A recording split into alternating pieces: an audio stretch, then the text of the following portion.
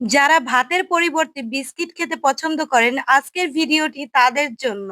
এই তো আমি এসছি একটা বিস্কিট স্টোরে। এইখানে থরে থরে অনেক বিস্কিট সাজানো, দেখেই বুঝতে পারছেন। আর আমি লোভ সামলাতে পারলাম না, ভাবলাম একটা ভিডিও বানিয়ে আপনাদের সাথে শেয়ার করি। এই তো এইখানে প্রিঙ্গেলস বিস্কিট, চানাচুর, চকলেট, তারপরে হচ্ছে চিপস, এগুলো সব থরে থরে সাজানো, খুব সুন্দর লাগছে দেখতে। আসলে আমার বাচ্চারা খুব এক্সাইটেড এখানে এসে।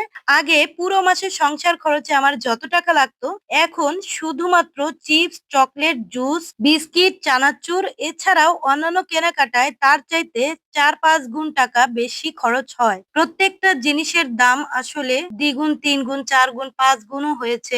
এমনও অনেক জিনিস আছে এর চেয়েও অনেক বেশি দাম। এই যে ম্যাজিকার যে চকলেট বিস্কিট গুলো আমার বাচ্চারা এত পছন্দ করে, ওরা আর দেখবে না কয় প্যাকেট আছে, প্যাকেটের পর প্যাকেট এমনি শেষ করে দিবে। আর এই যে বেলামি, মাই ফেভারিট, এটা আমার খুবই ভালো লাগে। বেলামির এই বিস্কিট গুলো আমি ৪-৫ প্যাকেট নিয়েছি এখন।